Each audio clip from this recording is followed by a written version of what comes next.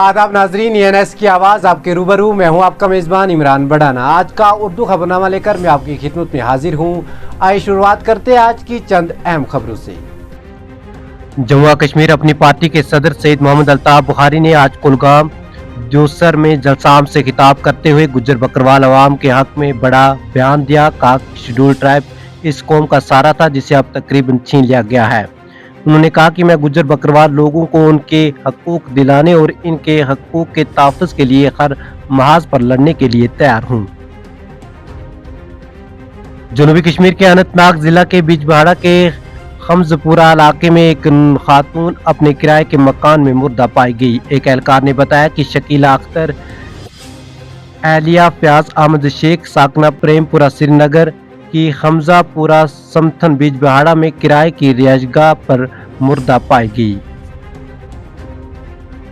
हकाम ने बफलियाज पुंछ को जनूबी शोपियां जिला से जोड़ने वाले मुगल रोड पर बर्फ साफ करने का ऑपरेशन शुरू किया है। हकाम ने तवक्का जाहिर की है कि लोकसभा पुंछ से पहले तारीखी सड़क को ट्रैफिक के लिए दोबारा खोल दिया जाएगा।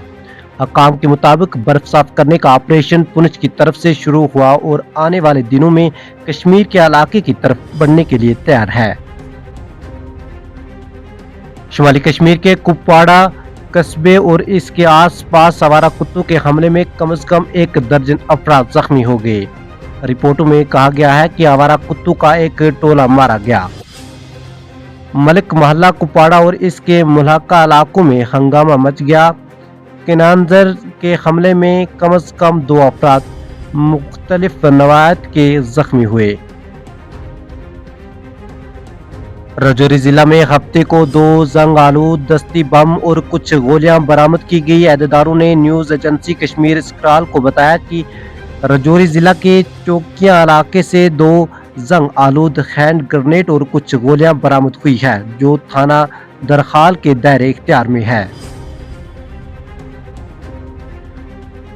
अपनी पार्टी ने बांडीपुरा में अपने चौथे योम तासीस को भरपूर जश्न के साथ मनाया, जबकि पार्टी के नायब सदर उस्मान माजिद ने बांडीपुरा में पार्टी दफ्तर में पार्टी कारकुनों के एक बड़े इज्तिमा से खिताब किया। माहौल जोशो खरोश से भरा हुआ था जब पार्टी के नौजवान और मुतहर्रिक अरकान नारों से गूंज रहे थे। नाजरीन, ये था आज का उर्दू खबरनामा। इंशाल्लाह कल इसी वक्त पर आपसे दोबारा मुलाकात होगी। तब तक के लिए अल्लाह हाफिज।